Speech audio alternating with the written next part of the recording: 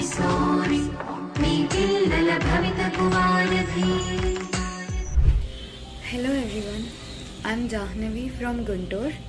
I completed my schooling at Montessori English Medium School from 2nd standard to 10th standard, then 11th 12th at Challenger Junior College, and Bachelor's in Statistics Honours from Lady Shri Ram College for Women in Delhi University, and now presently working in Gurgaon in an MNC called BlackRock, which is a fintech company and I would say world's largest asset manager. So I'm here making this video out to let you know how my schooling at Montessori had helped me to grow as an individual and to form that base of who I am right now. So this video is not just about my academic achievements, be it a good state rank in my 12th or getting into one of the top colleges of India or getting a good placement at a good company. It's more of also like how the schooling at Montessori is also helping individuals to have that proper education. So this is what I wanted to discuss in brief in this video. So firstly, coming to the kind of education the school is having, so I would say these are all my personal experiences, like how I studied at the school. So coming to that point, so here education is not just something like you're getting some important questions, you're learning it and then putting it on the exam paper. It's not that, just that. So I would say I would give out some points on how education was there at my school. So if you take any science subjects like maths or any other like science, maths, social or anything, it's like we are not just taught those important concepts or any important things. It's like we are getting to read the complete textbook and then all the questions and understanding its practicality. And for maths, it's like we are getting to practice a lot, and then we were also encouraged to find out different solutions, not just one way for solving a problem. Instead, we were encouraged to find ways in solving out a problem. And similarly, science and social subjects, the main thing which I would point out here is our correspondent ma'am, and be it teachers or whoever, it's like we were always taught to understand the complete chapter instead of only learning important concepts. And for languages, I would say we are not just reading a lesson and putting out answers. For us, it's more of a communication skill that we are getting. So be it reading, writing or speaking. So it's like since it's a state board, when I studied, we had all the 3 languages, English, Telugu, Hindi. And then so it's like we are getting to practice a lot in terms of writing. We used to have dictation. And then I would also point out this difference which this school and other schools are having is that we were made to underline each and every new word and write the meaning above it, which I don't find in majority of the schools. My cousins come to me and they ask for the meanings, especially Hindi language, because it's not native to us in Andhra Pradesh.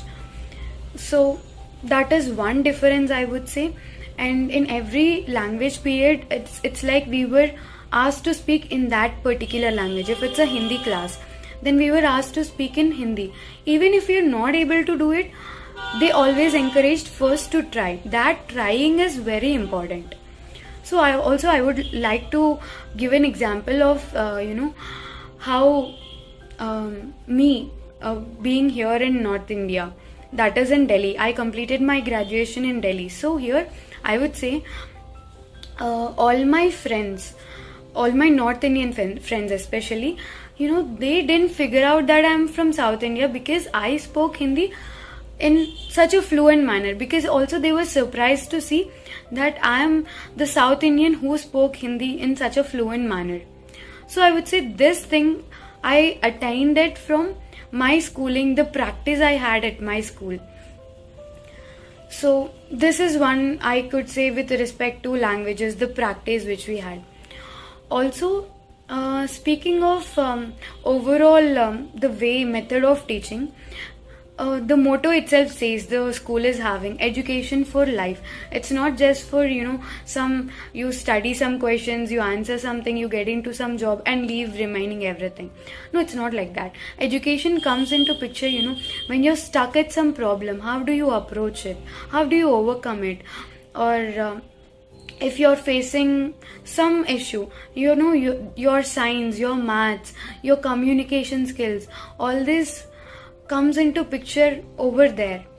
It's not just for a job or anything. So I wanted to point out this thing, and there are many other good practices my school had, out of which some of them would be and every day in the morning assembly we used to have the thought of the day, which is like a good start for the day, and then some GK questions, news reading, and we were encouraged on different aspects, like learn new words in English, especially because English is very important. So we were encouraged on those terms, and I would point out one practice of this which we had especially in our higher classes, is that our correspondent ma'am, she used to say, whenever we get a holiday, be it on a Sunday also, we were asked to write daily report. It means that we were like from the time we got up till the time we got to bed, like what all we did in the day. It has been a good practice, I would say. Even now I do that because it gives you a glimpse of what was your activity in the day. So did you spend on your studies, did you spend on your enjoyment, or whatever you did. So it's like a note of what you did and what you need to improve. So it will in a way a good activity where you can understand and realize how better you can do from the previous day. So over then it was only for holidays, but I do it every day so that I understand and I also get to revise of what all I did in the week and how I can improve. So this is a good activity or good practice I got from that school. So majorly this was all about in brief, the conceptual learning or whatever we had. And also apart from this, we had many other extracurriculars also. So I was very good at abacus. I had multiple competitions at national level and state level. Then we used to have speeches, seminars. So whatever event comes, I used to participate in any one of them. Since I am very much interested, ma'am also she used to encourage me in one or the other activity and all. Then we had Olympiads, many competitions, painting, drawing, which also normal school will have, but the encouragement which we get is something different. And I would say all this boost my confidence. And one special thing which my mother also admires about this school is the individual care, attention which we get in this school. I don't feel any other school gives this much attention even to a below average student. I don't say average or below average, whatever it is, it's that just the students are not into studies. So we get that care.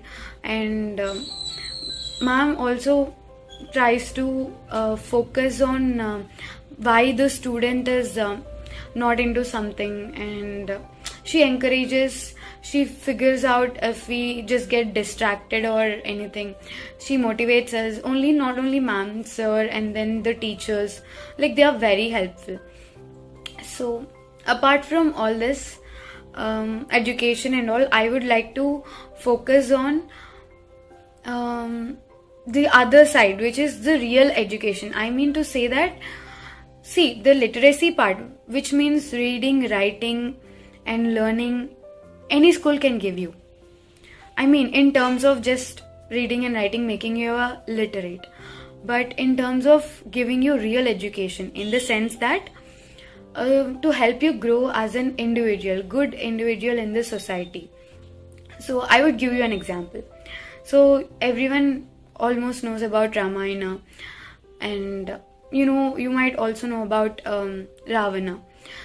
So he is like a great scholar, But again, even after being such a great scholar, if you're not having that basic human ethics, then ultimately you're gonna get destroyed.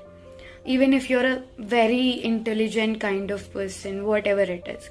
So as a individual, as a student, it's not just only about the knowledge you're having or some general knowledge, GK questions, science and maths.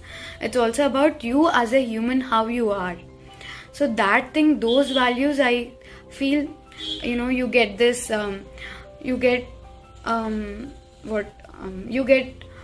to have these things at Montessori, because sir and ma'am, they take extra care and extra sessions, in making you understand the reality of the society.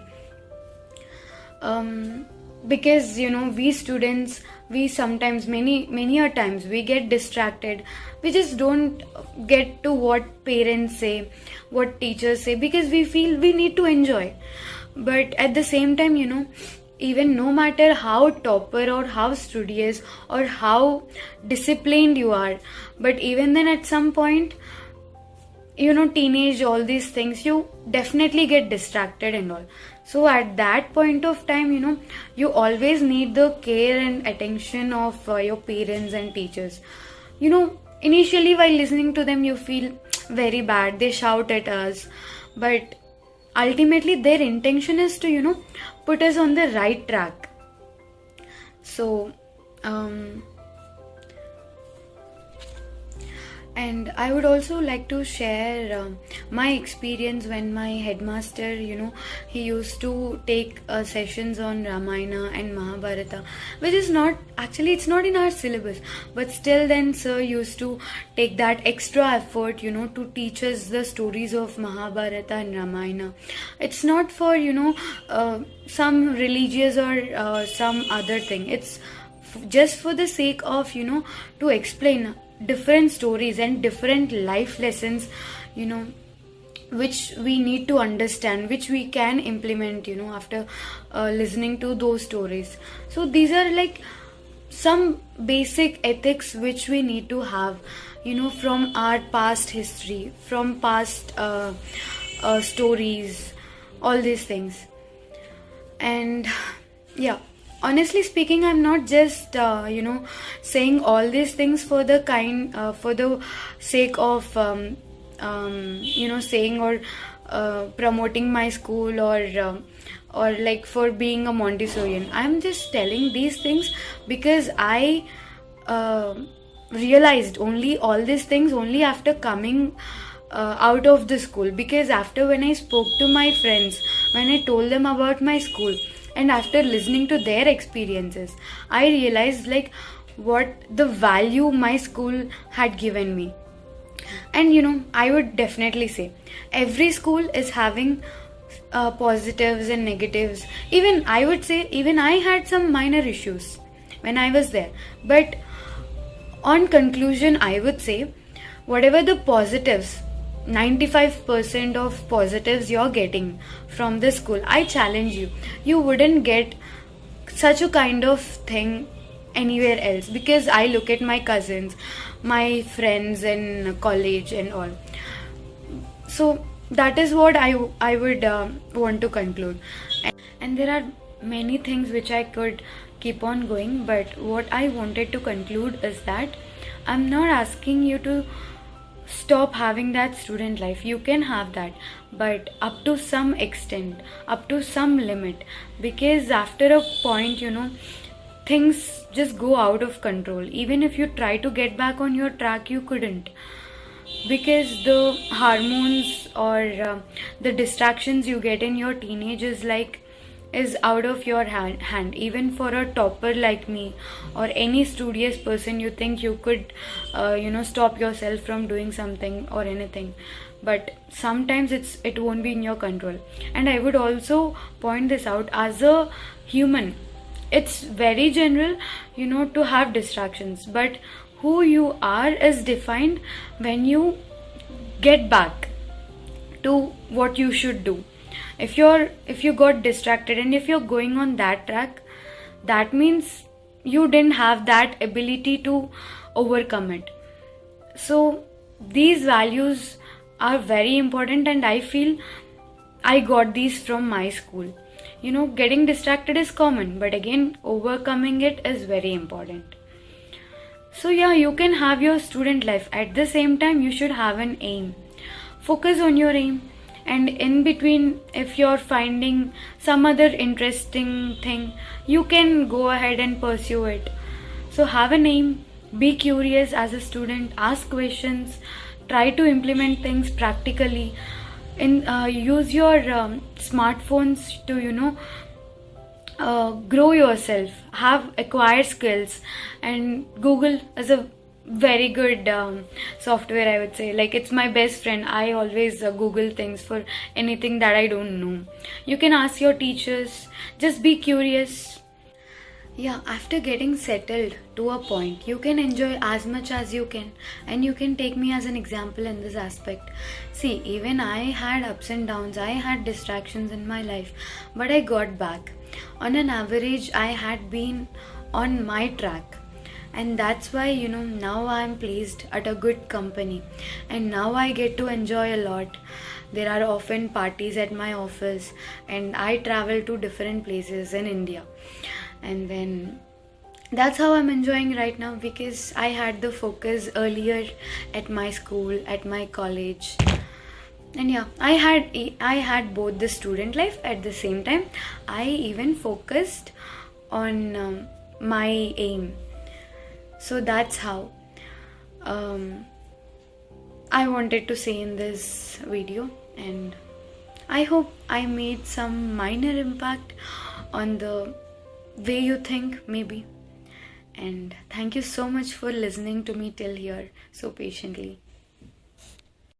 Montessori, me chillala bhavita kuvaradhi.